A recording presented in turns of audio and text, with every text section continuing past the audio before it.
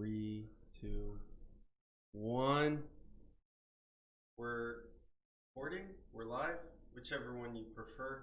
You were just saying, James. For everyone out there that doesn't know, he's a returning guest. I appreciate you being here. Can't thank you enough. Quick turnaround when I asked you, and you're always coming in clutch and responding, and I appreciate it. You like family, baby. Can't go back, way back. Family. Yeah, man. Well, we were just talking about. He's like, man, I had a GoPro that I was setting up as a third camera, which the battery's dead, so that's not happening. So you're getting a 2-camera shot podcast. And he's like, man, with the ideas and the technology and the fancy stuff, I was like, man, these headphones are $25, if even, on Amazon. But they look like more. That's the point. And I don't use them as often as I want, so they're gonna last a long time. Definitely. Thank you for being here. My pleasure. Hooked him up with some tacos from Tacos y Mas. It's a little taco casa place in Richardson. If y'all want to check them out, they definitely are my good. Go-to place. There's some easy tacos, street tacos. It's like 2 for 2, right? 2 times that we've had tacos on here. Yeah. And I try. I'm not super consistent with the organization of the podcast. You know, sometimes there, like I always wanted to do a let's talk about it segment, and that I just completely forget. I don't get tacos. I don't bring it up. There's nothing I go off of. This is literally just like go with the flow type of podcast. So I remember that we had tacos last time, so I'm like, you know what? Let me get him some tacos, and we can sit and talk about it. So this is one of the few times you do the segment. Let's talk about it. And before we go ahead and start talking about it, notice this: 2 for 2. He's trying to get me fat, y'all. He knows I'll be working out kids. He's trying to get me fat, man. I'm trying to get him slow, so at the basketball court I can get past him. Speaking of, guess what I did today? What's happening? I went to Lifetime for the first time in 3 months. That's good, man. Since this whole thing. What'd you think? I like it. I mean, I think I'm gonna start going again. Mm-hmm. I stopped because they closed, and then I ended up setting up a home gym in my garage, and I fell in love with it. Love it. Convenience. It's easy. It's right outside. Yeah. I have a bike now. Like, there's other things that I can do. Yeah. And so I'm like, why do I need to go to Lifetime? But lately, I've been itching to play basketball. Like, I have bad days because I feel like I'm not able to play basketball. So I'm like, you know what? I got in that group chat, and yesterday I had a meeting during lunch, so I wasn't able to go, but I had stuff in my truck to go for the lunchtime basketball. And so today I'm like, come on, guys, let's go play. Anyone down? Let's go hoop. Crickets. Yeah, crickets. It's Wednesday. Crickets. And so I went up there, saw Urko, and me and him played 2-on-2 versus 2 other people, and I gassed out first game. We were playing half court. Well, you had Urko on your team. Urko is hard to keep up with, whether you're defending him or whether you're on his team. But it's 2 of us. There's not much moving you can really do. It was just what I realized is that basketball is a different type of cardio. Yeah. Like, I've been biking, I've been running the dog, and doing all different types of things, and I realized basketball is just something totally different. Well, the key of it is basketball works all your body. All right. Yeah. From your head to certain movements, to your hips, to your arms, of course. It's a full body movement. Whereas when you're riding a bike, it's mainly your core, trying to keep your balance and maintain stability, and your legs trying to pedal. You know what I'm saying? Occasionally you use your little, but in basketball you literally have to use full body. That's why you get taxed. That's why your whole body is tired after playing those type of sports. You know? Yeah. Absolutely. And but it was really fun. And you know that thing where you're in a game, you're like, I'm gonna just play one game and then I'm gonna go upstairs and work out. You mean that line? That line. We played one game, we won, and we're like, this other person came on the court and was like, hey, let me jump in. We're like, all right. So they made a team and they versed us. Urko scored 12 points, all twos. He scored 6 twos. I didn't score a single point. And when he said, let's go again, I'm like, can't even take a deep breath. And I was like, okay, let's do it. So I'm over there setting screens. I posted up a couple times. Gotta do what you gotta do. No, it was nothing. I was like, geez, this is like the third time I have to restart playing basketball, teach myself again. But I look forward to it, and I'm going to get back to it tomorrow and start hooping again. I'm super excited, inshallah. You need to come up there, too. I will be there tomorrow. I heard it's really crowded on Tuesday, Thursday. It's been. I went, what was that, Tuesday? And I heard there's like 40 people. Last Thursday, it was ridiculous. Now, thank God, I played 4 games last Thursday. Because we won. Winning. Yeah, we won 3, lost the last one. Who's going? Same guys? Same guys, and then some new younger people. But you know how it is. It's, you go up there, and of course you got actually it was pretty smooth. Jay, Gavin, you know how we usually get on them about arguing and whatnot. But actually it was a really smooth games. It was just the most frustration came from not being able to get back on for a while, Yeah, absolutely. And because the child care is going on, the kids camp, we can't run 2 courts.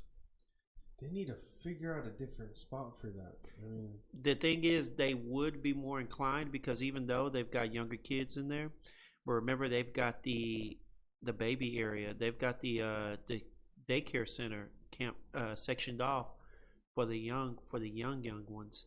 Because they don't want to take a chance on spreading it, so they keep the kids the same age around each other. Courts? The thing about that is, there has to be ventilation. With this COVID thing, I mean, you're basically asking them kids to send it home with their parents if you put them in a racquetball. I'm just gonna keep it real, because I mean they're gonna be so packed, so close. It's gonna be ridiculous. I didn't know an alternative. To be honest with you, it wouldn't work anyway. I've been working up there for 10 plus years, and I love Regina because she is very. She's the coordinator. Yes, the small black lady. Yes, she's been there for since I was 12 plus years. Yeah, with Miss Trina, who I recently caught up with. She was the white lady that used to work there. She was over it all before Regina. Regina was her lead assistant, and Regina took over when she left. But I mean, years ago. Oh, then I won't know. Yeah, it's been a while. But I mean, the truth of the matter is, she's been very flexible with us on every end. So, if she's saying that she needs the kids over there and whatnot, then I don't not trust her judgment because she's very flexible for us. She's the one that has allowed us to do. Her and Brandon were the ones that first came when we went up there and talked to Jeff and whatnot. Shout out to him. Yeah, definitely. Shout out to Brandon. To this. Do you have him like on Instagram and Brandon, stuff like that? Brandon is still my good friend. Awesome. Brandon is still one of my greater friends. Always honestly. gives me a hard time every time I see him up there. He's like, "Man, you need to get to the court, man. You need to work out, man. You need to." And then ask him next time how many times has he been to the court. Hey, he never comes anymore. Yeah, he doesn't, but he's making up for it. He's upstairs. He's true enough. Rip.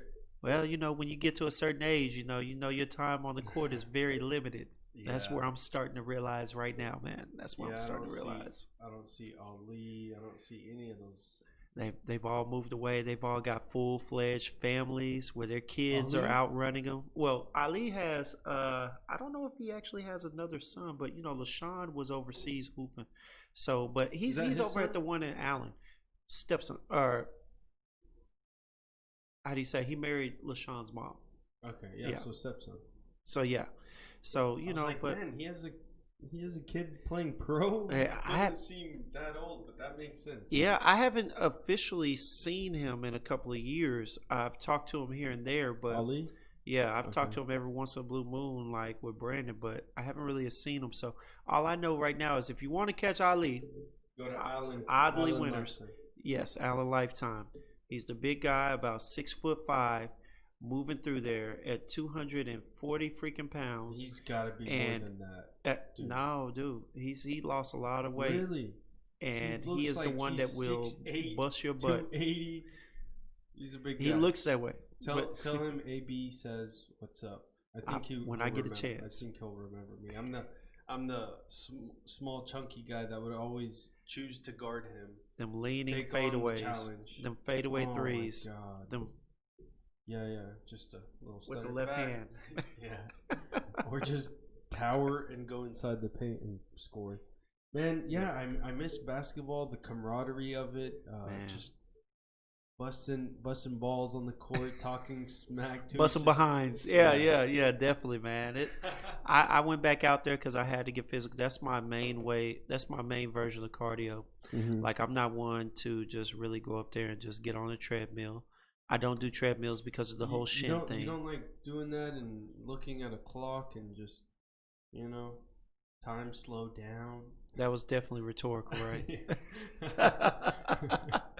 I would rather go over there and do HIIT cardio, or not HIIT. I'm sorry. To do, what is that they do, that alpha workout? Yeah.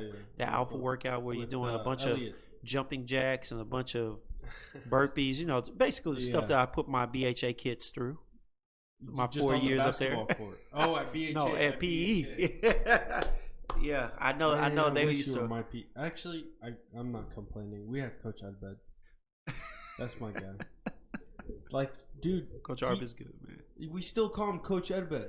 He will forever be Coach Arbit. Just like forever. I hope to always be Coach James. Because that coach is Coach James or Coach Ramsey. No, Coach James.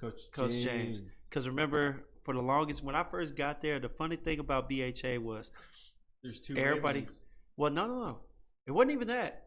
When these kids heard that I was a basketball coach and that my name was James, I had kids coming in that were probably in second grade, like, "Are you LeBron James?" Oh my! Or others would come up and say, "So, Coach James Harden." I was like, that's when you know that BHA is in a bubble. When they're coming to you saying, "Hey, LeBron James." Like, they just associated James with whatever pro player they knew. I was just like, oh my God, man. That's hilarious. That is a great story. So you're known as Coach James. Coach LeBron James Harden. I think I heard that once or twice. Let's talk about it. All right, man. I don't know where to start. So we're in. And what I love about no matter what type of hardship we're in, we're able to laugh and have a good time, regardless of the hardships we face and the times that we're in. So we will munch on, there's some napkins, munch on some tacos and talk about it. So, okay, obviously we know, I don't know where to start. So George Floyd was murdered. He was, and I hate hearing people say that he died. He was murdered. He was murdered. He was murdered in cold daylight. With people on camera. Because apparently, which we don't even know if it's for sure, he went into a store with counterfeit $20 bill. Listen, I've seen counterfeit money.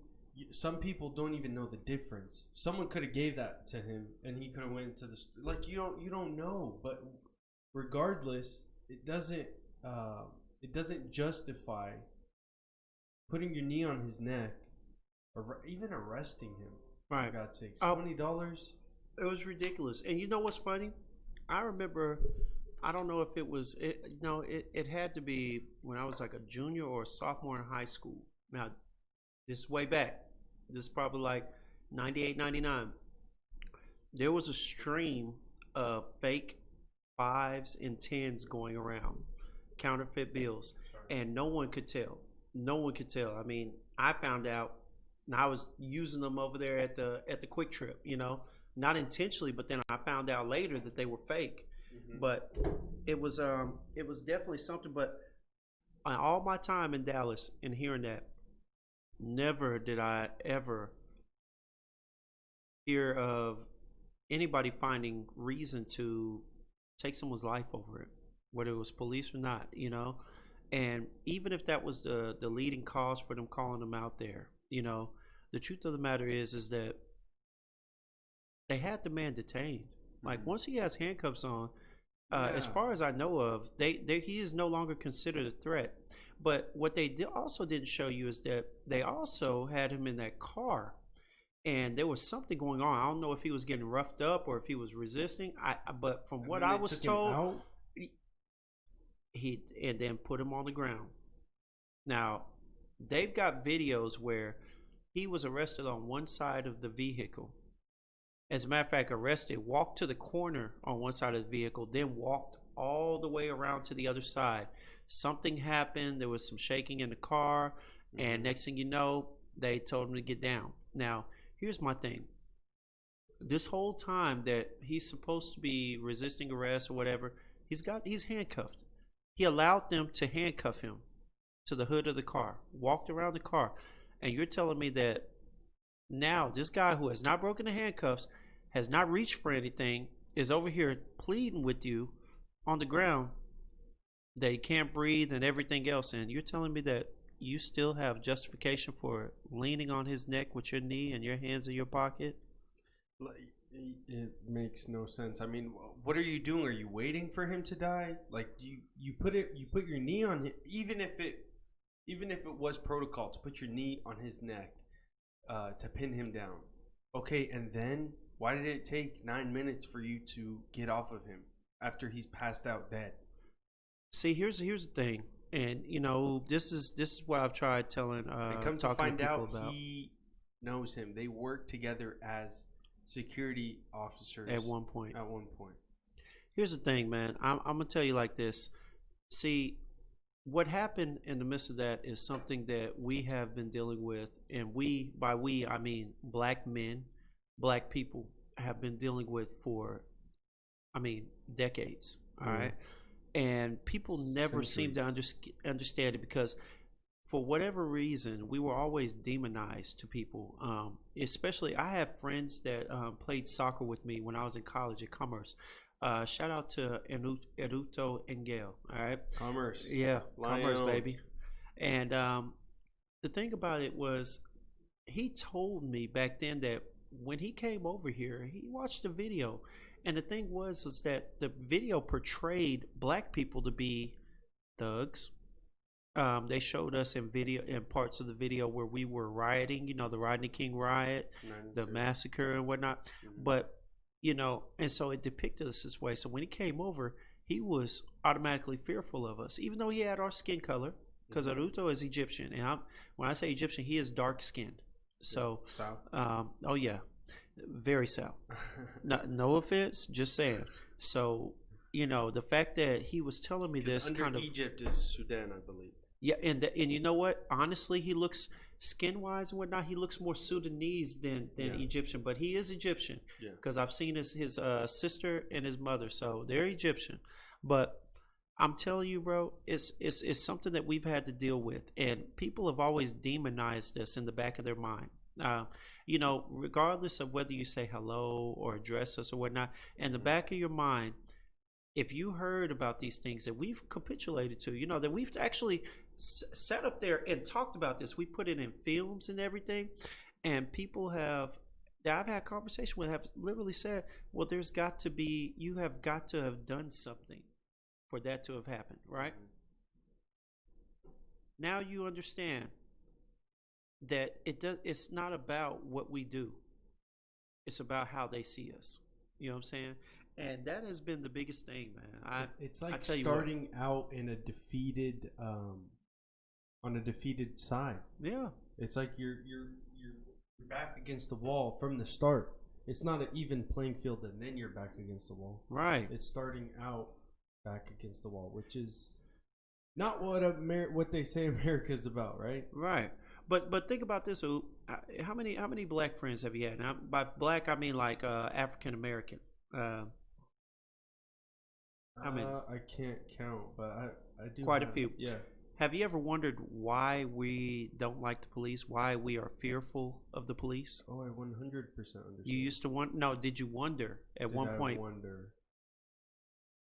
No, I feel like I've always I've always seen that they have a different approach with African Americans or with Black people. And you are one of the few, because a lot of people don't understand this until now. I mean, I've always been scared. I've always been scared of cops, and so I always said, like, if I'm scared of cops, I can't imagine how you would feel if a cop pulls you over. You know you're innocent. You didn't do anything. But people don't think like that. And see, that's what we're taught at a young age. Like, be careful, because the cops don't need a reason to pull you over. Cops don't need a reason. Of moms telling their kids, and they're 4 years old, 5 years old, like if they pull you, like telling them if they pull you over, if they don't say anything. Don't say anything. Don't Show say them your anything. hands. Yes. Don't move. Don't talk back. Yeah. Just move slow and all this. Yeah. And we're talking about at the age of 12. You know why? Younger. Even you know. Younger. And I used to. You know, the one thing about me was that I grew up in Garland. Grew up in Dallas and Garland. G-Town. And and the truth of the matter is, I stayed in reasonably white areas. Yeah, basically when I stayed in Garland, it was very white. My area is very white. So, but I've always been around a lot of white kids. Mm-hmm. It's actually mixed. You know what I'm saying? Yeah. Because I've had all of them. Very mixed. And you know, and I've always hung out with varieties of people, but I can honestly say, like, when I was staying in Dallas, but going to Garland schools, like, it was just a completely different mind frame. Like, when I went back home after school, mm-hmm. and I hung out with my friends that went to schools like Skyline, Bryan Adams, you know, mm-hmm. Carter, they eventually end up going out there. Just South different. Garland, right? What? Those schools? Oh no, that's Dallas, baby. Okay. That's Oak Cliff. Okay, like Oak Cliff. Kimball is. My mom went to Adamson. Okay, Adamson. Yeah, no. Bryan Adams is, I guess they would consider it Pleasant Grove, East Dallas, or whatever. But it's Deep Forest or Deep Ferguson. You know, but I mean, it was just a different way of thinking. Like, I literally had to be a chameleon, because literally when I left Garland, I had to change my mind frame to brace myself to whatever was being given off from my friends in Dallas, you know. Yeah. And then when I go home and go to sleep, I'd have to come to Garland schools with my friends, and they would not understand why initially I would be weary of cops or certain things, or I would make statements such as, like, I think she doesn't like me because I'm black. You know, I made that statement when I was in 5th grade. My mom had told me this. Bro, I had a teacher named Miss Villarreal. I don't know if she remembers.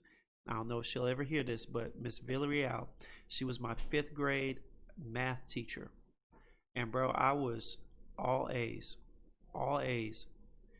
until 6 weeks. I forgot if I got sick or something happened, and I missed a series of homework assignments and a test, and she refused before the principal. She refused to give me full credit.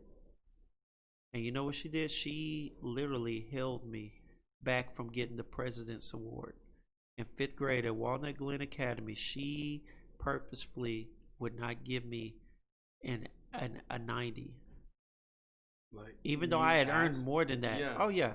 But she wouldn't give me full credit, so it kept me down to like an 88 or an 89. That's so cruel. And when she did that, for the year, I didn't average all A's, and because of that, I got held back from getting the President's Award, which was a national award, but I mean, you know, they present it at every school and whatnot, and that was the first time I actually got to see, like, you still hold discrimination. On to that, huh? Oh, I have not forgotten. My mom still remembers, and she still reminds me of that, because at times, you know, I can still be of the senile nature, because I'm still heavily involved with various cultures between Middle Eastern, Muslim, you know, my Asian friends, my white friends.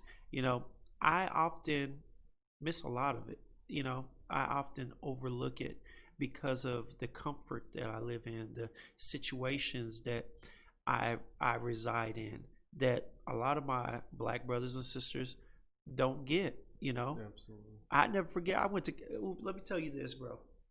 You know, I went to Commerce. A&M Commerce, right? A&M Commerce. And 2001, I'll put that down. But nah, love the school. There too. Yeah, love the school. You know, I love that place. that's my college, man. But so I went there, graduated from high school in 2001, got to A&M in 2001. Had a girlfriend in 2002 by the name of, well, I'm not gonna put her name out there. For those that know, What is it, Ryan? No. Because those that know. For those that don't, you know, maybe you can look it up, whatever. But not that she's a bad person, because she's far from it. Sweet young lady or woman, mother of two right now. But when she got there, she went to a school called Skyline. It was a magnet school in Dallas, right? Mm-hmm. Most of the kids, probably about a good 80% of the kids there were, well, maybe less. But most of the kids were black or Hispanic, right? Mm-hmm. She came, I met her in Commerce my sophomore year. And it was at that time, she revealed to me at the age of 18 years, she had not associated with white people. Was she white? She was black. I told you she went to a black and Hispanic school. Yeah. She was black, but she's never seen. I didn't say seen. You know, she's still in Dallas. Yeah. She's never associated, never talked, never shared in a conversation with white people. And the funny thing about that was when she got there, her roommate was white. And I used to go over there and visit, and I'd be wondering why they'd be sitting in there and they would say absolutely nothing to each other. She still didn't want to associate, or she didn't want to. She wasn't. It was a comfort thing. But here's the funny thing: her roommate, she was white, right? Mm-hmm. She had never associated with black people. God. She was from East Texas City, and she had never associated. And the funny thing about that is, shout out to her. I'm not going to say her name either, but she's married to a black man with mixed kids. Wow. But this is the world that we live in, and there's a lot of ignorance going around.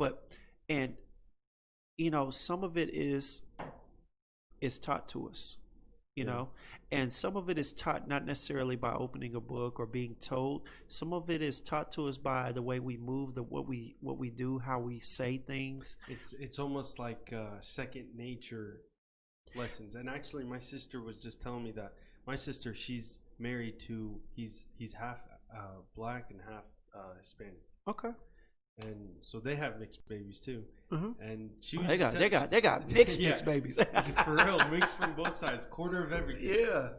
Go ahead. My fault. No, you're good. And no, she was telling me how it's like there's a systematic problem, and it's almost like nothing. It's not the racism isn't necessarily taught, but it's like it's like the whites are automatically privileged. So it's like it's in the system to be racist. It's not taught to be racist. Well, it's just how the system is. Well, see, here's the thing. I'm wording it wrong. No. You're wording it right. But let me give you clear. You're wording it right. Yeah. But let me give something a little more, because racism is an issue. But the biggest problem is that it's simple, unscrutinized, and how do you say discriminating without a cause. Mm-hmm. Because you know what? Hate is hate. You know, a hate crime is hate crime, whether it's because he's a different race, mm-hmm. whether because they're of a different gender, or because they're LGBTQT community or whatnot.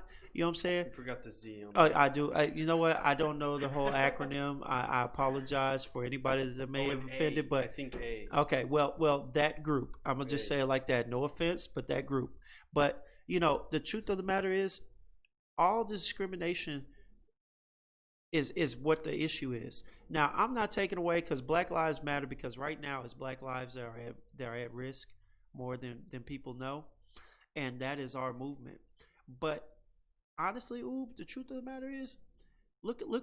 I mean, it's so much ignorance being passed around because nobody wants to deal with the other. Look, I hate to say it like this, but look in the Muslim community, just around BHA. Now, I'm not calling out anybody, and I'm not here to point fingers. But one thing but you can do that. Allswell believes in the power of a good night's sleep for all. It's been their guiding principle since launch. They've proven this with products that feature innovative technology and unbelievable comfort and support without deflating your wallet. Designed to make good sleep accessible to all, the Allswell features hybrid mattress technology for a winning blend of comfort and support. Their goal was to create an affordable mattress without sacrificing quality or luxury. The result? The Allswell Queen costs $345. No, that's not a typo. No, it's not a typo. To get free shipping, 10-year limited warranty, 100-night risk-free trial, financing as low as 0% APR, and hauling away your old mattress, click on the link in the show notes. That'll let them know that we here at Oobs News sent you, and we personally have done this. It was so fast, so easy. They take away the old mattress. They bring you in the most comfortable mattress. My wife was complaining nonstop about how we need a new mattress. This opportunity came up. I was like, we need one. Got one. She loves it. She absolutely loves it. I love it. We enjoy it. We finally have good night's rest without deflating our wallet. Y'all need to check them out. Click on the link in the show notes. Let them know that we sent you here at Oobs News. Allswell, dreamy mattresses for real life. Buzzsprout. Today is a great day to start your own podcast. Whether you're looking for a new marketing channel, have a message you want to share with the world, or just think it would be fun to have your own talk show, podcasting is an easy, inexpensive, and fun way to expand your reach online. Buzzsprout is hands down the easiest and best way to launch, promote, and track your podcast. Your show can be online and listed in all the major podcast directories like Apple Podcasts, Spotify, Google Play, Pandora, etc., all the above, within minutes of finishing your recording. Podcasting isn't hard when you have the right partners, and the team at Buzzsprout is passionate about helping you succeed. They really care about us. Join over hundreds of thousands of podcasters already using Buzzsprout to get their message out to the world. Follow the link in the show notes. Lets Buzzsprout know that we sent you. Get you a $20 Amazon gift card and signs you up when you sign up for a paid plan and help support our show. We use Buzzsprout. We absolutely love it here at Oobs News. Everything is turnkey, easy to use. They have been great and useful and provided us a lot of helpful podcasting information outside of just hosting the podcast. So definitely check them out and join hundreds of thousands of podcasters already using Buzzsprout to get their message out to the world. Buzzsprout, the easiest way to start a podcast. Me, I still got to walk through and, and I still deal with the kids. So I'm very cautious about what I say. But the point is this. All right. My years of working there, I noticed that there were nationality discriminations. And the truth of the matter is, although y'all all meet under one mosque or meet at one mosque and pray to the same God, when y'all leave, how do y'all interact with each other? And by y'all, I mean the adults. What I've noticed is that a lot of kids grow up together in BHA, right? And they don't care whether they're Palestinian or Jordanian or Pakistani or nothing. You're saying the parents? No, the kids. The kids. They don't care. But the parents associate with their country. And see, here's the thing. I understand wanting your kids to have a greater sense of where they came from, their nationality and whatnot. But to some extent, I don't see what goes on behind closed doors. But it's funny that as they mature and get older, a lot of those kids don't associate with the ones that they grew up with at the school. That's true. Later on. Yeah. And that's what kind of worried me a little, like I used to wonder, like, the more I became aware of how black I am, you know what I'm saying?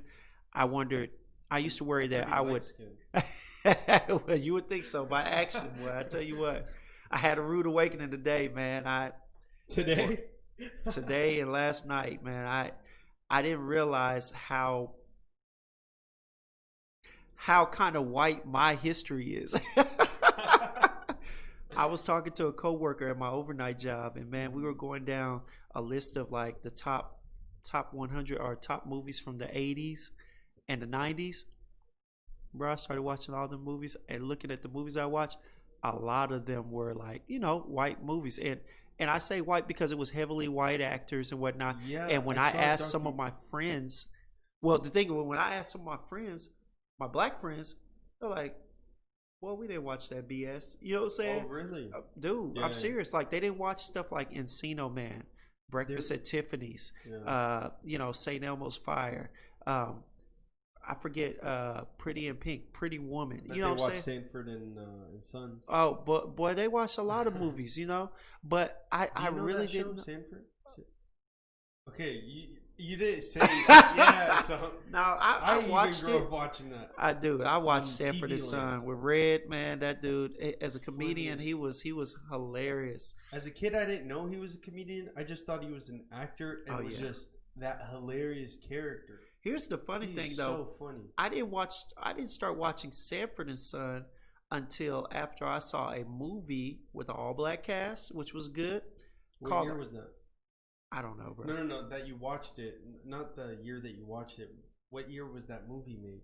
Oh, I'm not sure. All-black cast. It's called Harlem Nights. It's with Eddie Murphy. Yes, I've heard it. And I was told to watch that. Right. So when I started watching, I had seen bits and pieces of Sanford and Son, but when I watched that movie and I saw how funny it was in there, then I went back and started watching the show. Yeah. Oh, it's on a lot of things, man. But I had to buy it.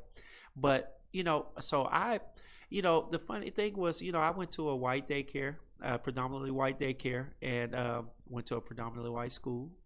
I was in the honors program, so there weren't too many people of my color or towards my shade. And it was interesting, bro. I swear, like 3rd, 4th, and 5th grade, I spent my years. Actually, no, 4th, 5th, 6th, and 7th. I spent years skateboarding, bike riding, like darn near BMXing. Like seriously, hitting the ramps. Is white boy sport? Is it considered? Back then, yes. And for sure, skateboarding. Yes, because here was the thing. Back then, skateboards were expensive. Like my mom and dad were blessed enough to have great jobs where they could kind of support me in whatever I wanted as long as my grades were good. But yeah, skateboard was not an easily bought thing, especially if you wanted a good one. And I used to order them online at CCS and Really? What was it? Oh boy, I was a big skateboarder. I got one from Walmart and it was probably like $15 and it broke so easily. Like it was actual wood. It wasn't like that skateboard wood. Yeah. So it didn't last long. I mean, I wasn't as big as I am now. Sorry. No. You said big as I. No, trust me, those things were cheap. But I got one from Walmart too. And I went over there to hang out with some of the kids from my school, man. And I showed them a picture of it, and they laughed. They were like, "What in the heck is that?" So eventually, I had to tell my mom, because I was trying to fit in and whatnot. Yeah. And we ended up going to this place in Plano Mall at Collin Creek. It was called. Wow. I was trying to order it online through Thrasher and CCS magazines. They used to be the online or the little kind of like the East Bay of skateboarding. Gotcha.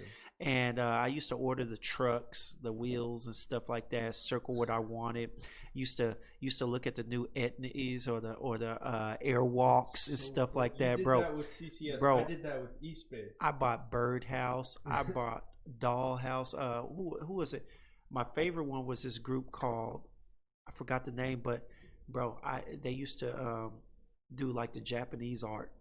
I was so white, bro. Oh, on the board they would do Oh, that's really cool. But I'm telling you, the store was called Fast Forward, and I think they still got it. I think it's still at some places. There's somewhere. Yeah. It's not Collin Creek because that place is flat. Okay, well then maybe not there. Okay, yeah. So, but it was there, and that's where I used to go hang out. I bought my shoes, my Airwalks, my Etnies. Cool. My Vans from there. I was a little white boy. I heard. I remember that brand with the biggie with the backwards E on there. Yes, and then the tongue of the shoe. Was just like cushion. What's the point of that? Is that if you fall? I have no idea, to be honest with you. Protects your...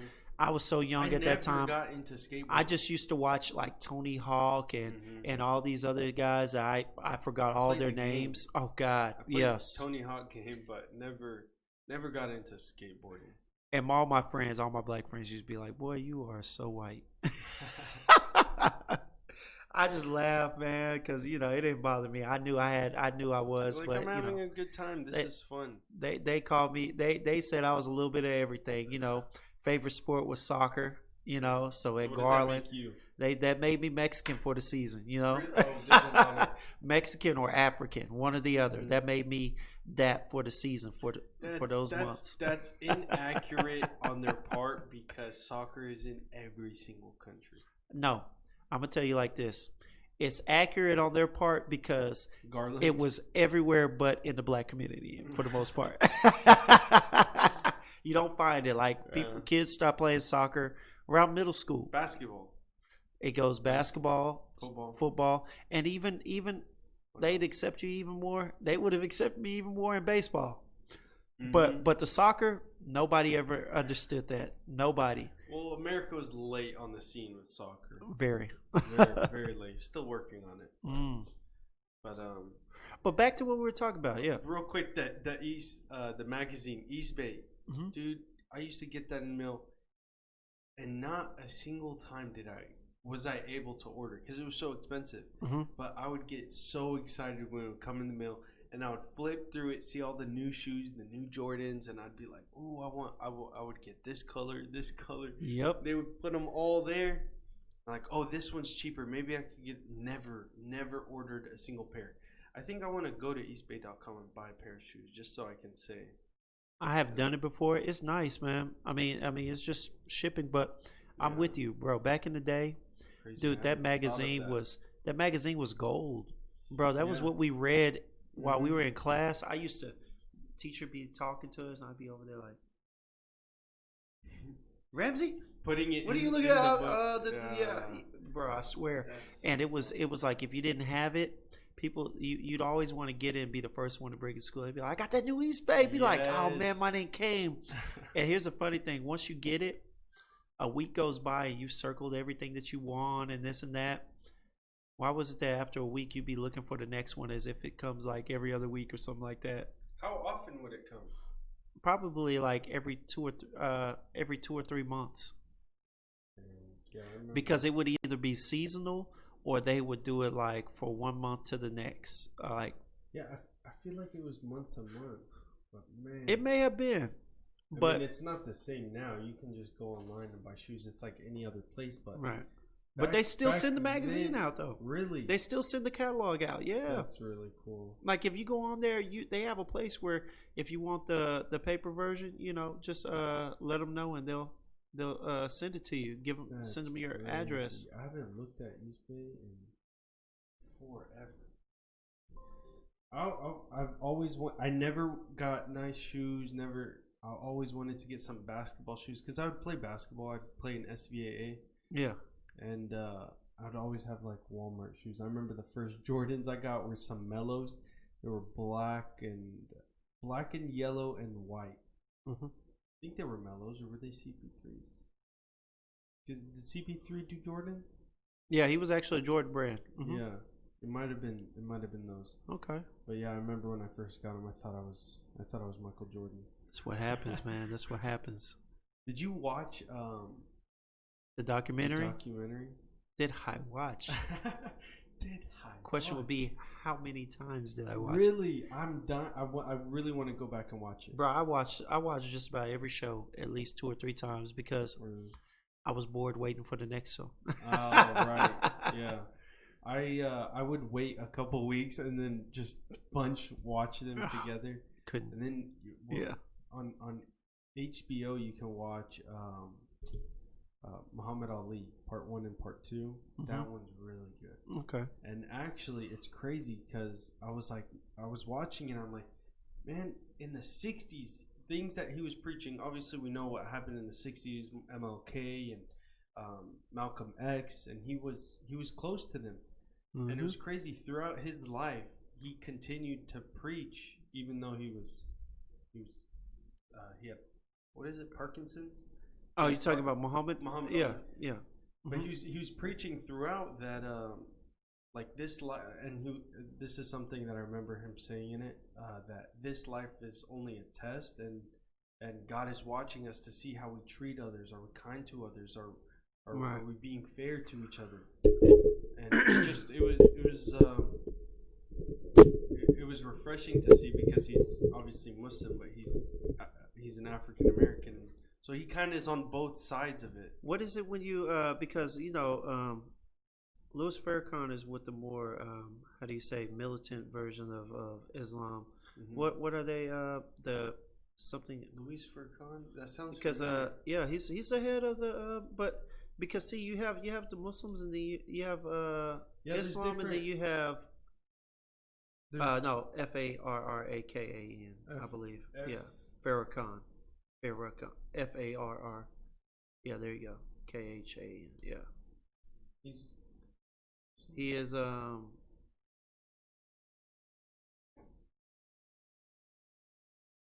Nation of Islam. Nation of Islam. And it's of the same, I believe it's of the same found principles. Yes. But I think they are a little more militant behind their actions, or behind their preachings, I guess, would be the thing. Yeah, I honestly want to look more into it, but from what I heard from Muhammad Ali, like he seemed, and he would do the Sunni prayers. Mm-hmm. So he would do the prayer like I do, which kind of led me to believe that he's Sunni. But there are different sects, and different sects of Islam. They do different rituals and practices. Yeah, like there's Sufism. There's all different kinds. Okay. Sunni, Shia. So it's not very different from Christianity. Yeah, but even Nation of Islam, Malcolm X, and all of them, mm-hmm. like they would say Assalamu alaikum. They mm-hmm. like they would. It's very close. It's just, and they were following what's his name, Elijah Muhammad. Mm-hmm. His preachings and whatnot. His preachings, but I feel like they portrayed him as a prophet. I could be wrong. People out there, if you don't want to correct me, I'm not sure, to be honest with you. I didn't read up on it much. Worshipped him, but yeah. But he was the leader of their cause. I mean, I can honestly say that Elijah Muhammad was the leader of Nation of Islam. So that, but it's like nowadays we don't say there's a leader of Islam. Like it's a religion that we believe in. God is. But basically, when you say a leader, it was pretty much the equivalence of a prophet. Of one that you would follow, one that is leading you to us. So I guess it would be a prophet in a sense, because that's what the prophets typically did. They led a group of people, or the nation, or whoever it may have been. Which I'm sure it's all from good intention, but from what I know in our religion, that Prophet Muhammad was the last prophet. Oh, okay. I've done a little bit of reading. No. I've done a little bit of reading and whatnot, but not a whole lot to say that I can even comment on that. But yeah, I will look into it, and I'm actually taking note. I will look into it and get back to you, because that's something that throughout and I also watched on Netflix the Malcolm X documentary. I haven't finished that, but interesting stuff.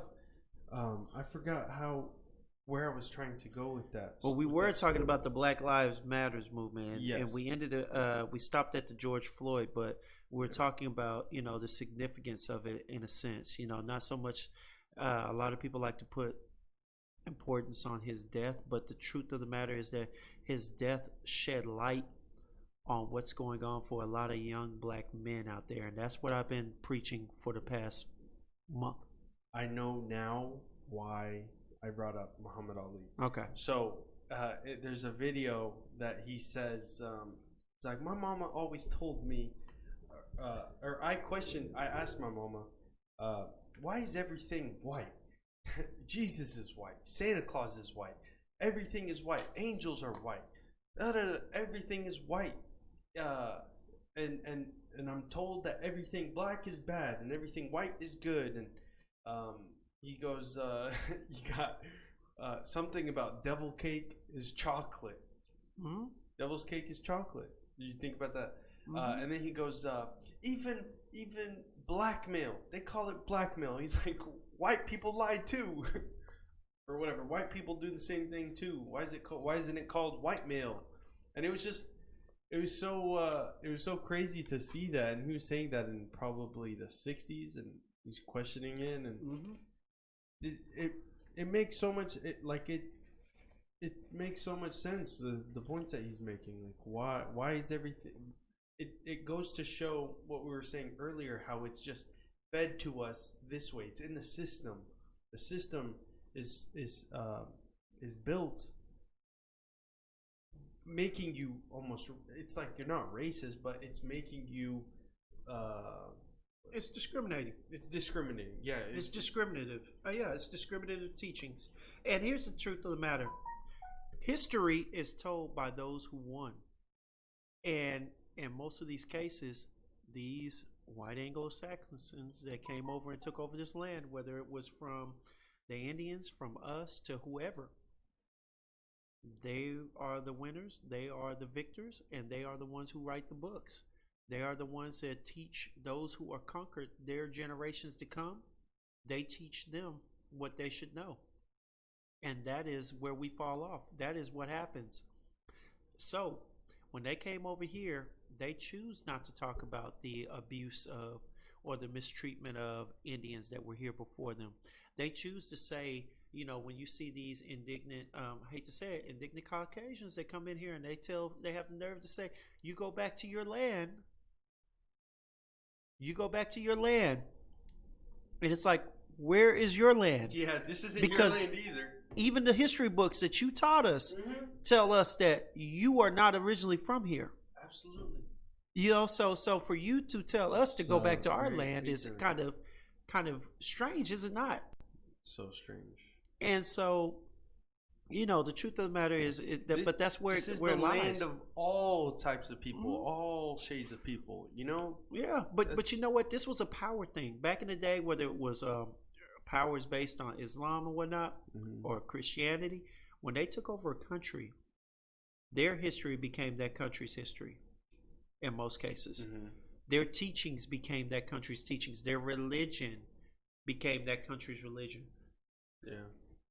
Excuse me. They tried to control the narrative the way they wanted to. Now, there are groups who fought against it, who sheltered their traditions and everything until the right time to bring it out, you know, until they were strong enough to bring it out. And so they survived. But think of how many other lifestyles, how many other cultures out there were conquered by Christianity, by the Roman Catholics and whatnot, that have no voice now. Think of how they did away with countless groups of peoples and their languages, their beliefs. You know, I mean, if we didn't have ruins and people that were doing like historical research and whatnot, a lot of this stuff would be lost because all we would be able to go off of is what they put in the books. Thank God that there are people that are interested in what was real, what was true back then. But if not, think of all the people that forgot, that would not be told, would not have their stories told, we would not know about nations, cultures and whatnot, civilizations, if it weren't for the curiosity of these people. Absolutely. And even like, for example, slaves who they were forced to live a certain way, and they had to, on their, like, in the little time that they had, write stuff down to pass along their story. Well, you know, go. I'm sorry. Imagine if they weren't able to do that. Well, I mean, look at it like this, Ooh. All you hear from black people in these history books, think of it, over the years, was that they went to Africa or to the Caribbeans and whatnot, and they conquered these lands and they enslaved them. But not once do they refer to the fact that our peoples were rich, that they came over there in search of our gold, not theirs, our gold. They don't talk about the fact that they came and we had kings and queens and civilizations already. They don't talk about the fact that we were the ones, and I say we, not just blacks. I'm talking about all cultures, African cultures and whatnot. No, but from west to east, north to south, how much Africa was very wealthy, and I know this from the history of Islam, that in the Prophet's time, that they would travel to Africa, and they would try to they would do business with King of Abyssinia, which is nowadays Ethiopia, which was a very wealthy, wealthy country. I mean, but then the Americas come in, yeah, and they take their money, take their land, or Britain. It's Britain at the time. Britain, France, they all took pieces of Africa, and that's why now you have so many French-speaking countries in Africa and things like that. But then, they take them. Mm-hmm. But here's the funny thing. But what's the one place? What is one of the one places that they could not control, that they could not take back, or that they could not take over, and they still have a problem with them, and they talk down on them because they have no control? Nigeria? We're talking about in Africa? No, we're not talking about in the world, period. What area? Because if you look everywhere else, they've taken over. They have providences, they've conquered lands and whatnot. What area, or should I say continent, have they not taken over? Asia. Okay. China. Japan in some ways, in some respects. You know what I'm saying? They haven't taken because people are united. People are far too strong. They are. Say they're united. Well, I'd say China is very communist. They have a big part of. Well, Asia consists of mostly Russia and China. Okay, but you're talking about like in that respect. I'm talking about as far as a solid group of people that share a same mindset of nationality. Is their nation over yours? In a sense. And when I look at that, it's kind of like when I look at the Islamic group down here. The group within BHA and around it, it's like, y'all fend for yourselves. You have doctors in your community that you choose to go see, whether it's a Pakistani doctor or whether it's a Palestinian or a Jordanian or whoever, but y'all have doctors within your own groups. You have people that you bank within your own communities. You know what I'm saying? Yeah. You have dentists within your own communities and whatnot. So there's a lot of Asians that overseas that have that same, or Asia overseas have that same mindset. Like, they don't need the Americans to come and help them out. So, if you want to exchange, that's one thing, but you will not come over and take over. So what are you saying? Are you saying, is it like that in the black community? YBBICBD, also known as You Better Belize It. This is the best CBD product out there in the market. I have struggled immensely to find a legitimate product out there that actually works. And it's not easy, because what does that mean? You order something, and typically these products cost like $100 a pop, $75 a pop, whatever it is. It's expensive stuff, and it's hard to trust in a company without trying it. So you have to order, you got to try it out. If it doesn't work, there goes that product. So I was lucky enough to have the opportunity to work with this company, YBBICBD. They're a sponsor of the podcast, and they hooked me up with CBD oil, with the serum, with all these powders that has CBD that also gives you energy. So I can't rave about them enough, and I just want y'all to know that y'all have a CBD product that you can trust and that you can always go to for yourself as well as for your animals. Go to ybbicbd.com to get yours today.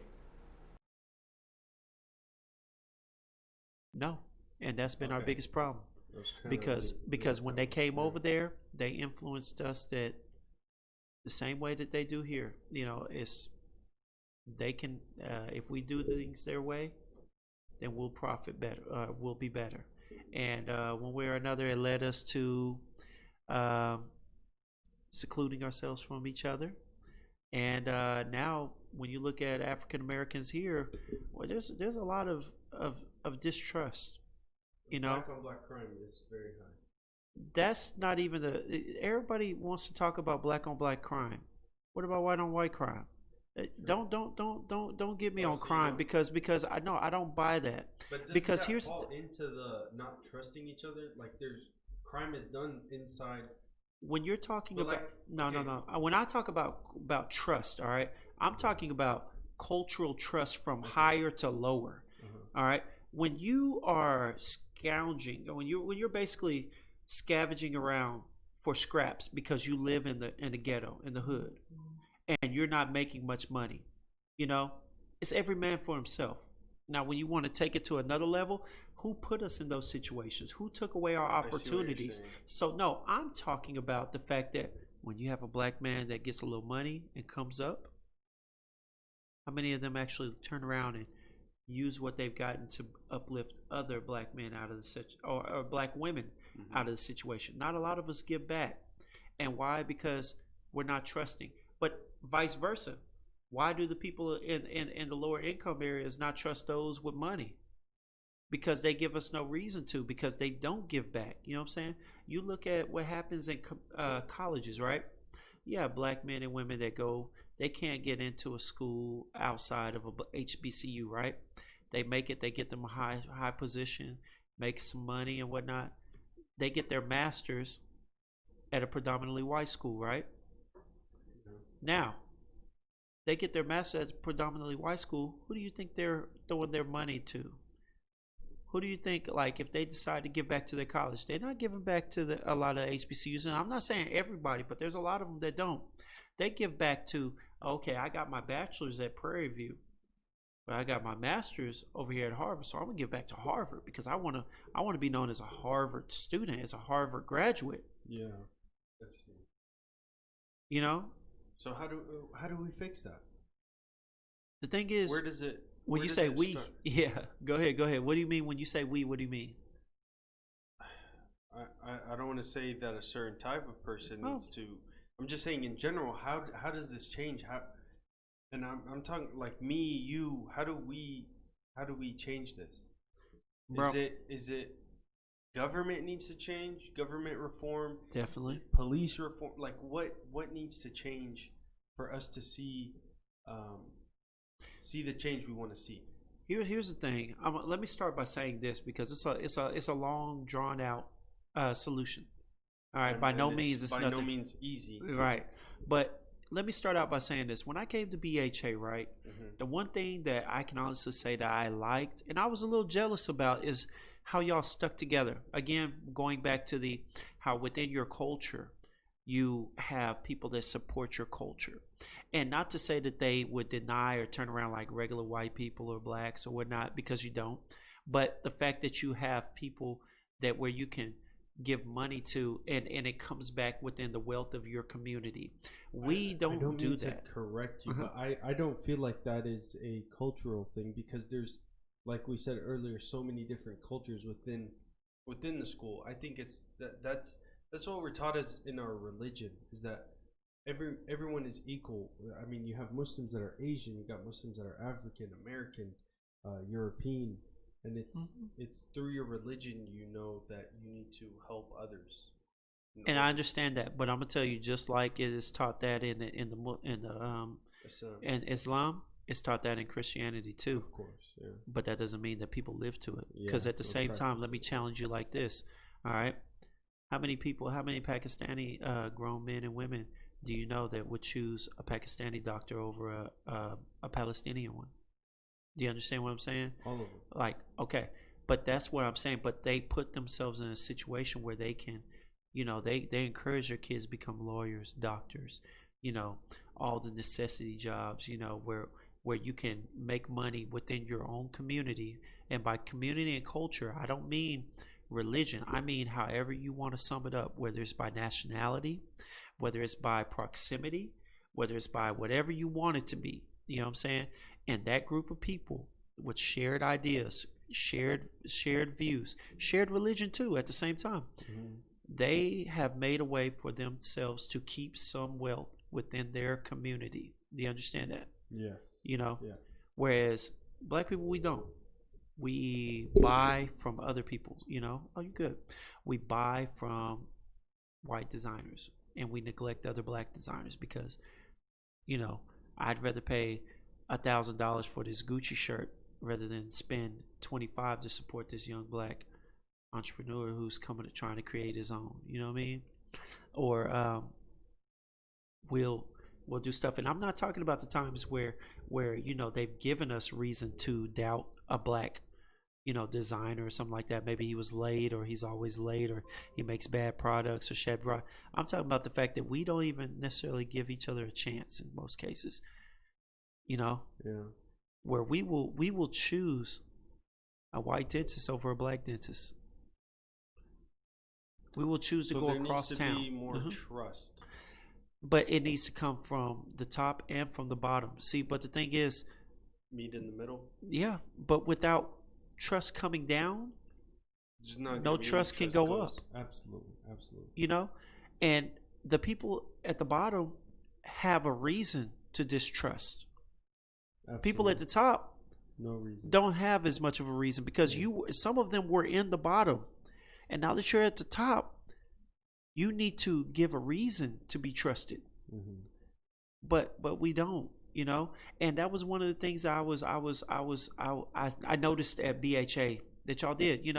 I hear these kids, and at first I used to be like, everybody wants to be a doctor, everybody wants to be this, but you know what? I see it in the families, and I understand why. Because when I've gone, who was it? It was one kid, when I had that sty in my eye. I don't know if you remember, Uber. Remember when I had that thing growing out of my eye, and yeah, I think so. And I had to go see, I don't know what you call them, ophthalmologists or whatnot.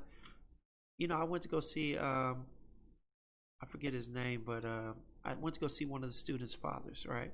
His mom was insistent. She made schedule an appointment. I went up there, right? And he sees various people, white, black, everybody.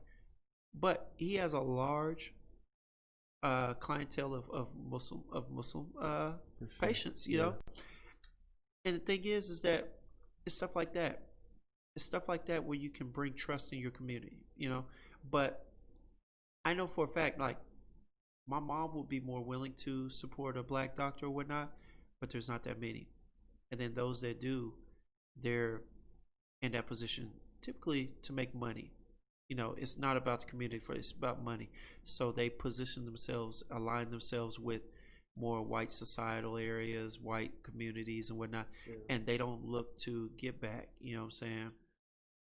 So, like, I think that there's a big issue on funding programs to help these type of neighborhoods, like, there's school districts that aren't getting the same funds that other school districts are getting.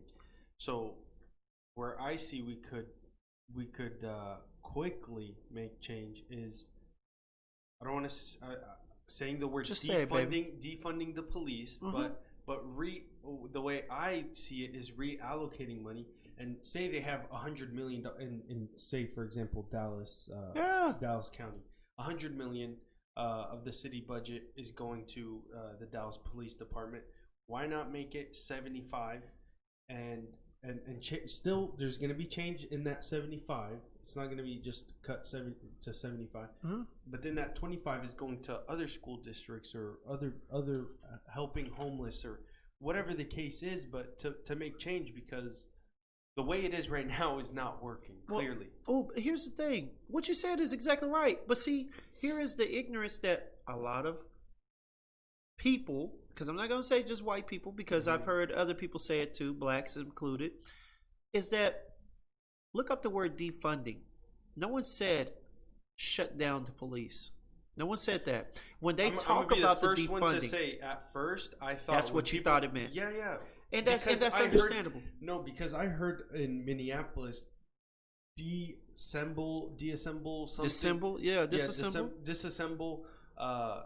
the Minneapolis Police Department. And what I read is that they're gonna come up with a civilian run, almost like police. And just so you know, it was a suggestion. It is not. They have that also, I'm not for. But see, here's the thing. What they also, there were different suggestions.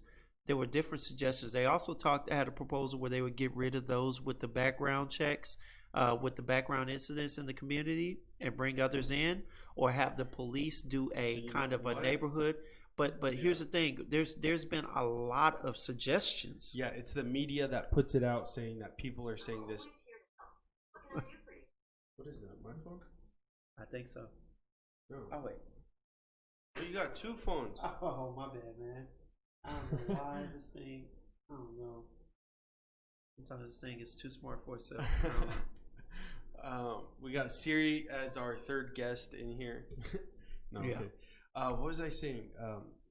Yeah, so I think it's the media is pushing it out there, saying that, oh, this is what's being said, even though it's only a suggestion.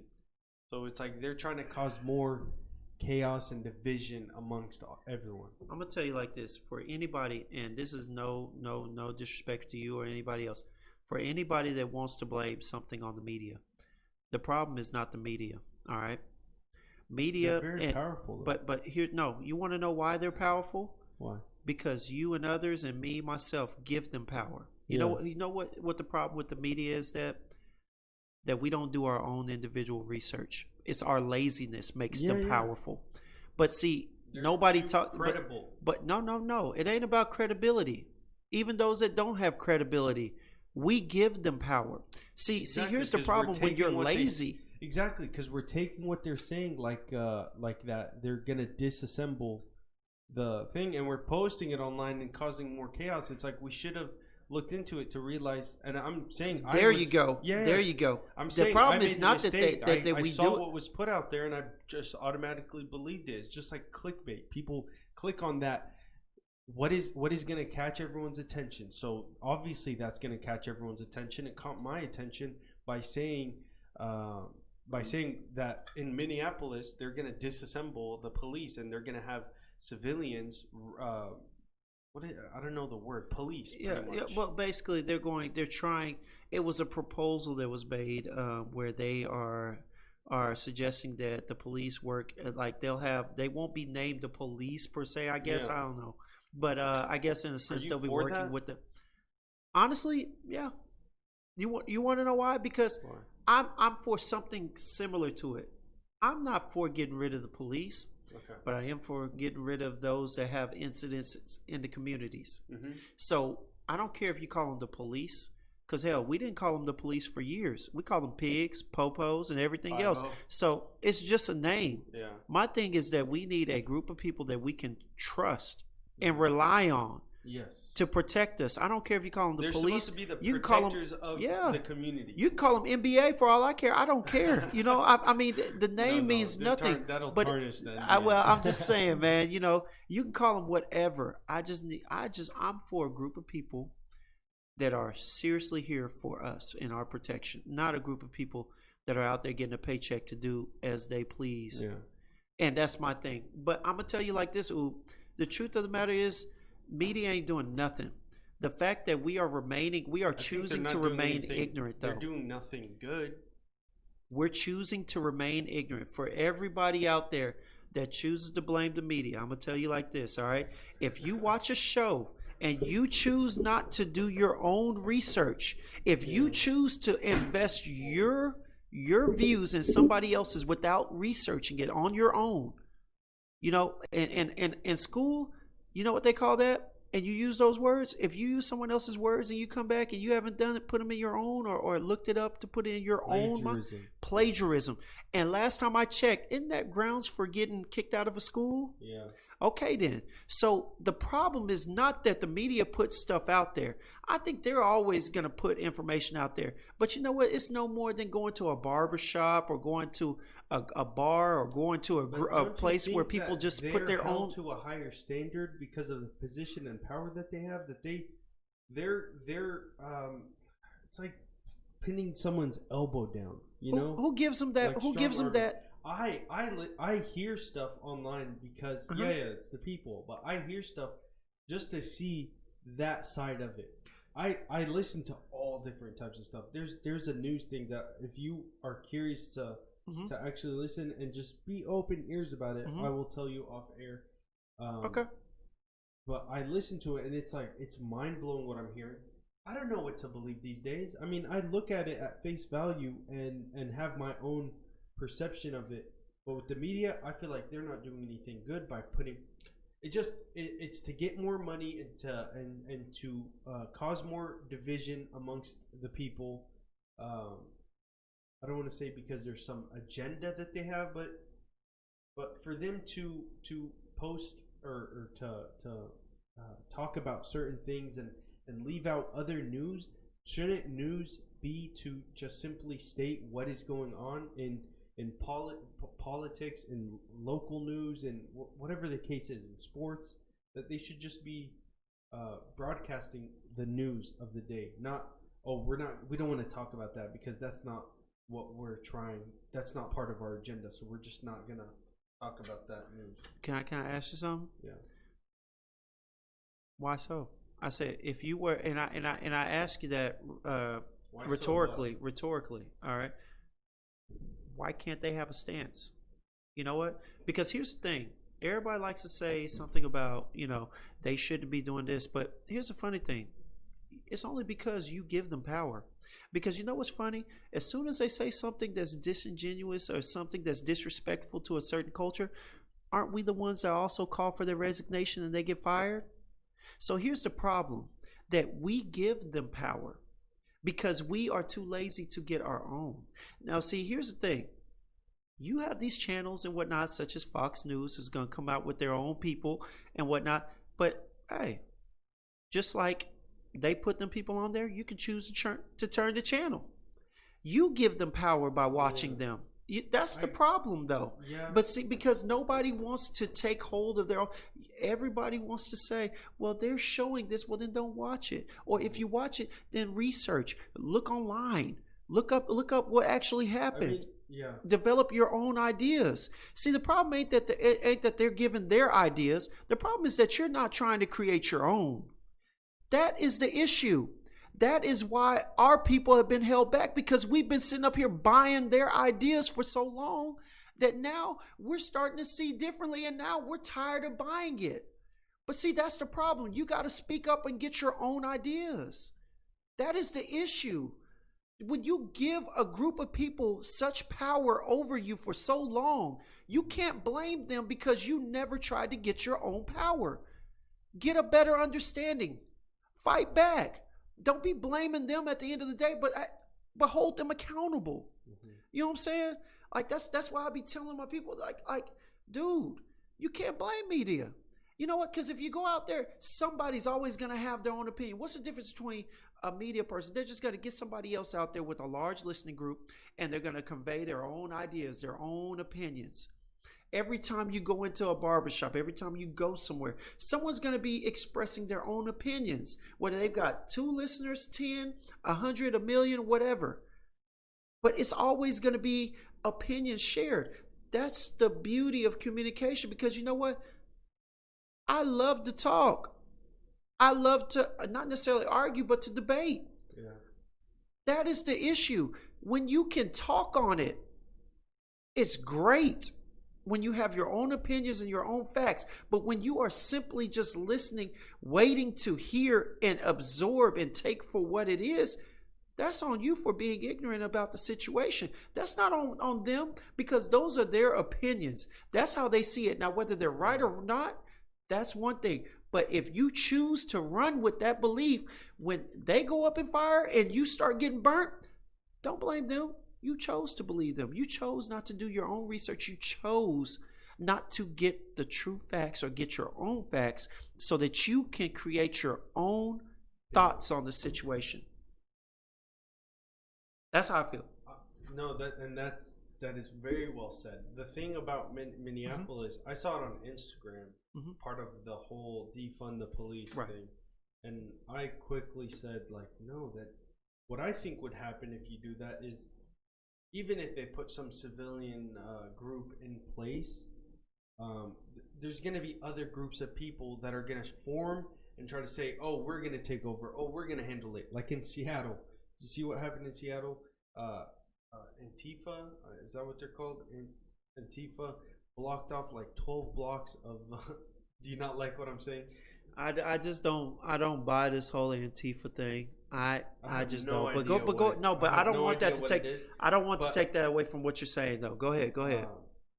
this Antifa group, they blocked off and they said that this is our zone and their U.S. money is not to be used in this area, and it's like they're policing that area, and eventually it'll expand. And I feel like something like that would happen in Minneapolis if they completely get rid of the police. I'm not saying keep the police and make no change. I'm saying there needs to be change in police. I was saying to I think it was online, I had posted about it, I just kind of ranted saying that you need to get rid of anyone that has like those like complaints that show discrimination, racism, anything that falls anywhere near that. Get rid of them, fire them. Don't look back. No severance, nothing. Just get rid of them, because that those are lines for firing, because that's not what y'all should be standing for. Because and I won't even say doing anything about it. It's like you're accepting of it. You're promoting it by not doing anything about it. You're saying it's okay to do this. It's okay to show police brutality. Fine. No, you're good. No, I agree with you. But here's my thing. I wouldn't even necessarily say fire them unless they've had a physical altercation. Then fire them. All right. Yeah. Any type of physical violence or physical force or something like that, fire them. Mm-hmm. For those that have had complaints because of their tone or because they've done this and that, what I would say is this. Here's the biggest problem with the police department for me. You've got a bunch of people that I know for a fact, because I was considering joining the force at one point, honestly. Wow. You've got a bunch of people out there chasing a paycheck. Mm-hmm. And you know what's funny? When you sign up for the police academy or whatnot, and you pass and whatnot, you know they let you choose what area you want to go to. Sometimes that area is based, the choices are based on money, because what's funny is in Dallas and those rougher areas, they pay more because it's a more violent area or whatnot. Yeah. So they pay more money to those guys. Here's the problem. Some of these guys that are over there chasing their check, they're not qualified to be policemen over there. That's and by qualification, I mean, they just do the police academy and then that's it, right? Am I wrong? Is there like some maintenance? It depends on where you go, because there are some areas that require you to have like to be in the community, like doing stuff around the neighborhood and this and that. That's the issue. See, here's the biggest thing. You know, I worked with this group called Group Excellence, and what we did was after school tutoring. This is part of my years of teaching in school. So we did in school and after school tutoring. And it was funny because I got hired by one of my friends. He's still a somewhat friend, just not as close as we were, but Eugene Omenihu, right? And he hired me for Group Excellence. And the funny thing was, I was one of like 12 kids or whatnot that were, and some of the other young adults were students at SMU. So funny thing about Group Excellence is that we went to do in school and after school tutoring and highly Black and Hispanic dominant schools, right? Mm-hmm. So predominantly Black and Hispanic schools. And I'm talking about like Cigaroa, where it was so Hispanic that most of them spoke Spanish. I was up there tutoring and I was struggling because my Spanish 1 to 10, it was probably at like a 3 or a 4. All right. But yes, so I mean I was in there, okay, put it on paper, because I can write in Spanish. Really? Oh, I've always been able to write better than I've been able to speak it, because I can conjugate the verbs and whatnot, past tense, present tense, and all that. I've always been able to write a lot more eloquently than I speak in Spanish. Now, they had a lot of students from SMU. I don't know if you've ever been to SMU, but you know the type of kids that go there. They are predominantly Black. Yeah, right. On the basketball team, maybe. Yeah, that's true. But they are predominantly white and disenfranchised. And they are, how you say, I don't want to say disenfranchised, but white people with money in most cases. Okay? Correct. Because it's a private school. Yeah. Don't give out a whole lot of scholarships, but when they do, partial, but they charge out the butt for admittance, all right? For admissions, I'm sorry. What is it, like 40, 50, 60? I'm not even going to guess. You can look it up and see. I'm not, but it's expensive as heck, okay? I'm going to tell you like this. If you're out there at SMU, what are the chances that you're going to be able to relate to these kids that you're trying to help tutor over here at South Oak Cliff High School, Lincoln High School,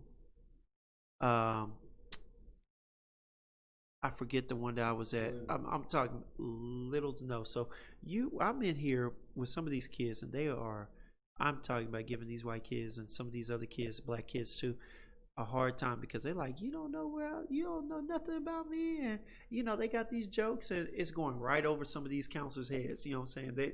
They don't know anything about what's going on, and they came at me, and of course, I had to say, I ain't from the hood, but I'm from Dallas. You know what I'm saying? I'm from Dallas. I rock leather, but so. Is that a song? Yeah, it was, man. Oh, ooh, yeah, it was. I have to put you on it one day. But regardless, so it's about these kids weren't even heeding a lot of their tutoring because, they really absorb a lot from those that they can relate to. You can help them with homework, but at the end of the day, they just got you. They had a lot of these kids like literally just doing their homework for them, give me the answer type stuff. And a couple of them, I was up there, which got me into training. Mm-hmm. I was grabbing a couple of the boys. If they did well on their tests, I teach them math and whatnot. When they did well on their tests, I literally had to drive from Garland all the way out there to Oak Cliff or to the backside of South Dallas, pick them up, bring them back to Garland Lifetime, so that they can go to Lifetime because they had never seen a gym like that. And seriously, and we'd work out, we play games and whatnot, and I just make it kind of like a little Saturday thing. I get them some lunch or whatnot, then I take them back. This is part of the excellence group? No, this is just what I did on the side. Wow. Yeah, because of when I was training. It was called Group Excellence. But what we did was at school.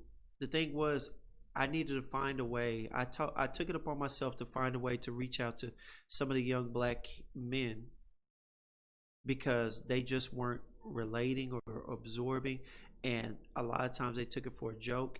And I saw not necessarily myself, but part of myself in them, because granted, that was my best thing, the fact that I went to Garland schools, but I lived in Dallas. So a lot of my Dallas friends, single family houses, or just their mom and their sisters or siblings, low income. Some of them were on Section 8, so they were my friends all the time. But they lived over there for a few years, and then they got moved, to another house somewhere else. So I ran into that a lot. So I could relate to these kids, but I saw on the back end that we would do these tutorings. And we'd be there every day, but then I'd still be seeing that some of these kids are failing. I'd be like, why are you not getting? And so, I took it upon myself to do a couple of things. And shout out to Eric Fights. Eric Fights was one of the first kids that I did like that. He was with me at, I think it was Woodrow Wilson. I'm going to post it. If I get a copy of it, I'm going to post it on Facebook, and I'm going to tag him in it. But he was one of the first kids, him and his friend, Eric Fights. Eric Fights. Yes. And cool last name. Yeah, man, and he was actually really good at basketball. I wish I had gotten more time to speak, to work with him, and just kind of be more in the picture with and for him. But work and dealing and helping other kids and whatnot, it just became an issue. So yeah, but I was trying my best to reach out to as many of them as I could. Yeah. So basically, so yeah, but that was one of the things where you gotta know who you're dealing with. And with cops, a lot of these guys chase a check. They'll get it because it's good money in that area, but they know nothing about the people that live there. They know nothing about the hardships. So when you go to these areas, you already see it's run down. So a lot of white guys with money and whatnot, they're intimidated already. Then when you see these bigger black guys with an attitude at you, because what you don't understand is that even though you may not have, those in your position have been very offensive to them, have been very oppressive to them, and you can't just come in here without giving us reason for us not to frown and look at you the same. You know what I'm saying? Think of it like this, Oob. How do you think I felt going into BHA? When I first got hired there, they weren't looking at me as James Ramsey. They were looking at me as a young black male trying to get a teaching job at a high school. They saw my name on there, and this is not a knock on them. This is for anybody. But at the time, I was just another young black man trying to apply for a job.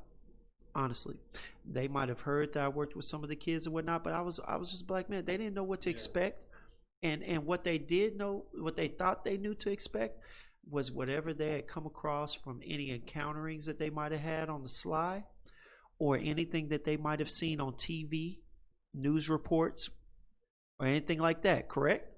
Absolutely. And we talked earlier about that post that I had on Facebook and on Instagram. Yes. The one where I had my clothes from when I was fresh out of college and whatnot, still young and whatnot. And that was out of college? Not high school? No, that was out of college, baby. Wow. That was really young. That had to be like 2007, I want to say. 2007, bro. And you know, what do you see when you see me? Yeah. You know what I mean? And that's one of the things I live my life by nowadays. You know what I'm saying? Because I'm not necessarily trying to dress to impress. But it's like, when I make an impression, whether it's through conversation or whatnot, what do you get from me? What do you get from the time that we spend together? You know what I'm saying? Do you only see face value? Do you only look at the title of the book, the cover of the book? Or do you see something a little deeper? You know what I mean? How you treat people. Yes. You know, and off of face value though. Mm-hmm. Not just treat people like, Do you give me a chance before I have to earn it? You know what I mean? Yeah. Like it goes back to the whole starting out with not a defeated mindset, but like from a defeated aspect, a defeated point.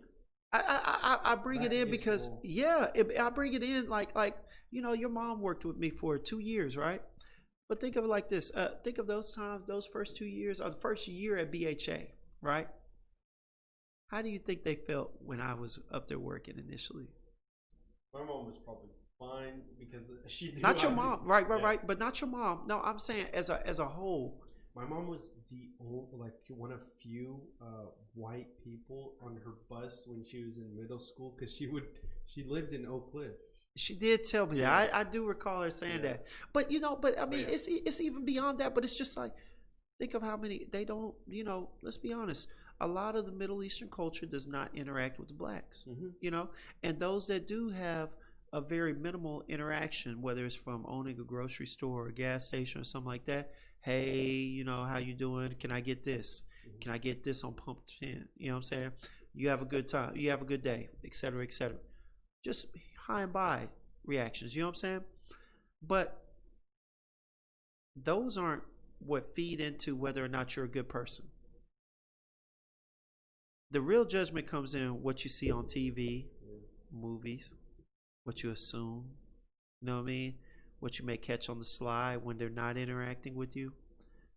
Those are the things that are more or less engraved in a lot of interactions in other cultures, period. You know.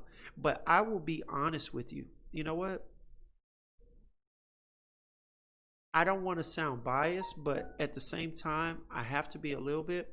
I think in more cases, you know what's funny? We are usually demonized and looked at negatively, but we are less.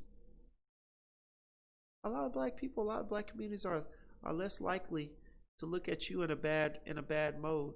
Like if a Middle Eastern were to, Middle Eastern white person were to move into the neighborhood, you know, we'd be over there looking like, what the hell are they doing here? You know, but we ain't looking at them like, oh, don't talk to him. We're not pulling our kids away from their kids and tell them, hey, you can't go over there and stuff like that. You know what I mean? Yeah. We're not neglectful. We're not going to be rude unless you give us a reason. I feel like you would, especially if it's a black neighborhood, all black, whatever comes in. Because when we see it like this, if you move into our neighborhood, you know how a lot of us like, who is that? No, we're gonna wonder who is that, but we're gonna be like, hell, if they moved in with us, and they got to be on our level. You know what I'm saying? Because that's what it comes down to. Sure. You know what I mean? Like if you move into a black neighborhood, you got to be okay with us. We're gonna wonder who you are until you introduce yourself, but we're not gonna have a problem because we figure if you're living next door to me, then you got to be going through some of the same stuff that I'm going through. Whether you're black, white, Mexican, whatever. You know what I'm saying? Now there are some that are going to be hesitant, but we're not going to keep our kids from yours. You know, I in all my interactions with kids of all cultures and whatnot, I've seen where other cultures have literally told their kids not to do things with those with another culture. But a lot of the black kids and whatnot, a lot of our kids, the kids out here, they just be like, don't go get in trouble. You know, when I was young, I was always taught, don't get in trouble. But I actually had friends in school. I had kids in middle school that told me that their parents didn't want them around me. Dude, I was one of the smartest kids in my classes. I never got in trouble. You know what I'm saying? I was cool with everybody. I still am. I still got that same mentality. I mean, you push me, you know, of course, anybody can get upset. But, I mean, I've never been perceived as a problem. But I've had people tell me, kids when we were younger, tell me that their parents didn't want me around them. And I gave absolutely no reason for them to feel that way, but that was told to me. Something was told to them to pass that along to their kids. And so when is that going to end? It needs to end. I'm going to tell you when it is, bro. It got to end with your kids. Yeah, this generation, I feel like it's gonna change. And that's the reason why I take up teaching. That's the reason why I take up tutoring, mentoring, training kids, because my whole thing is like they're the future. Yeah, you can't change the past. Right. What we're doing now is great, and it still needs to continue. But the change is going to come with them, with the next generation. Honestly. So, what would you suggest? Get to know more people that aren't the same. That's always That's what I live by, bro.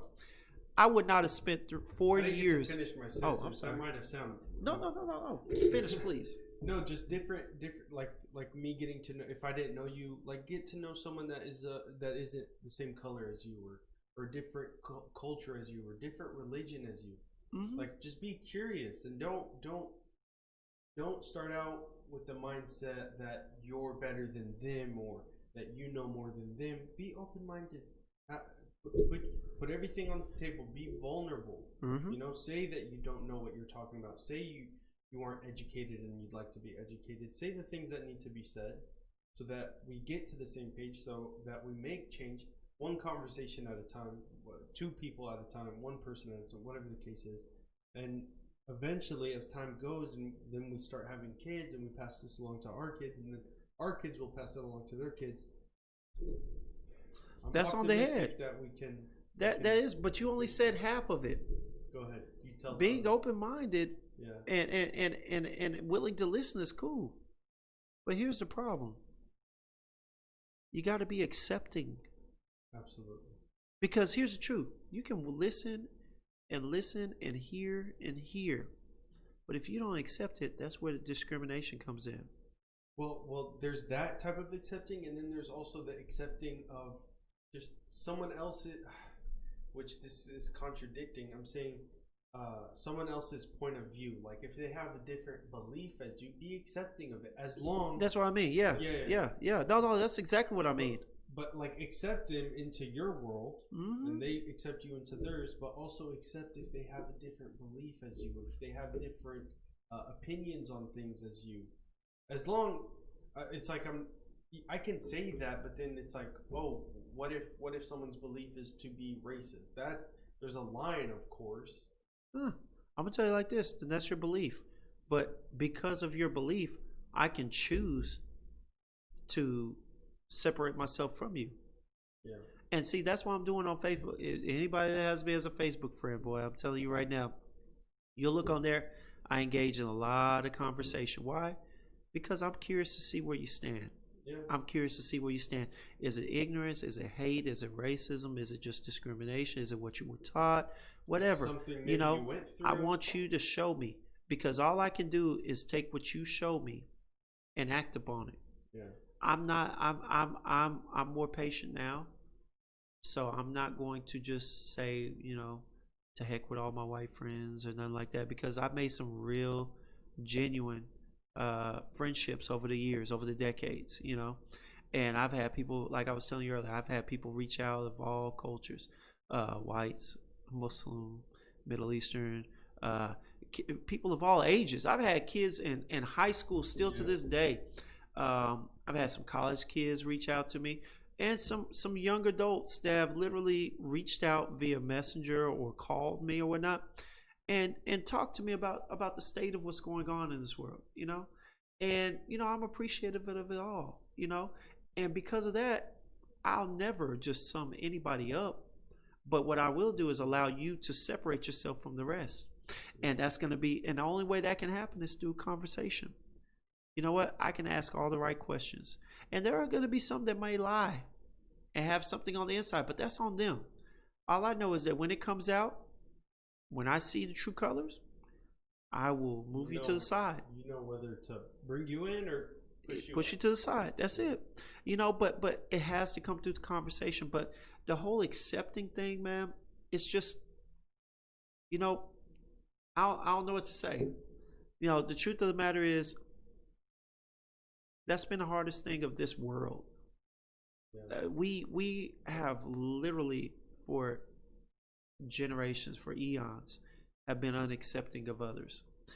Roman Catholic times, when they took over, they were unaccepting of people having other beliefs. During the time of whatever, during the time of Columbus. Yeah. God could have made us all the same color, from the same land, But this is a test, and we're failing big time. And we need to open our eyes, open our eyes, our mind, our hearts, our souls, all of it. Be accepting, be caring. Listen, open your ears, that too. James, I try to do it each and every day. I enjoy every time I talk to you. I gotta head out of here soon. Okay. Any last words? I tell you this: the only thing that's gonna bring it together for the most part is gonna be love. And the funny thing about it is that love is taught in the Bible and in the Quran, right? Mm-hmm. But this world is filled with discrimination, which leads to hate, which leads to a lot of issues. All right, and for religions whose beliefs are enveloped in love, forgiveness, consideration to others, we have a lot of discrimination issues, and that's not just in Islam. I said these evangelicals that are siding with Trump, that are choosing this and that, they are choosing the path of segregation as well, discrimination, and which leads to hate. So in a sense, they are promoting hate. But I really believe that if we can get things together, if we can continue to raise the younger generation correctly, teach them how to love one another, be accepting of one another, to look at things on the inside rather than on the outside. I think a lot of this will change, but right now it's BLM, because we are the ones that are suffering the most at this point. Yes, it is all lives matter, but right now it's Black Lives Matter. Yeah. And once we get comfortable in where we put ourselves, then we will address others that want to take up a fight. Are equal. Yeah. Well, you know what? Even if our lives become equal, all lives won't be equal. We're gonna have to fight a fight for somebody else. Yeah. When it was Trump, he was talking about the Muslim ban. Remember? Yeah. Remember? And then after that, it was the Hispanics, the Latin Americans coming from South America, trying to make an influx, trying to bring them all over here to America. It's always going to be something. But the thing is, we've just got to come together, and the only thing that we can do is do it together, and handle one issue at a time. And get out and vote. Wow, Texas is win. Boy, don't. Texas man, primary. You put me on the spot. You telling us? Texas primary. Here, we will announce it to everyone. So everyone now, if you're talking about the primary, if you're talking about the presidential vote, I'm not worried about that. Get out and vote every 2 years, people.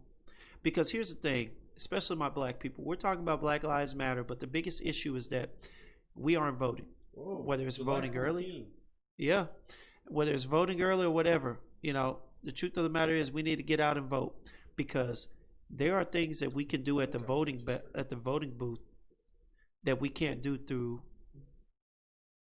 through these social media, through the protests. All right, we got to get out there and vote for our judges. We got to get out there and vote for the commissioner. We got to get out there and vote for the sheriffs. We got to get out there and vote for the things that we can change. Because here's the thing.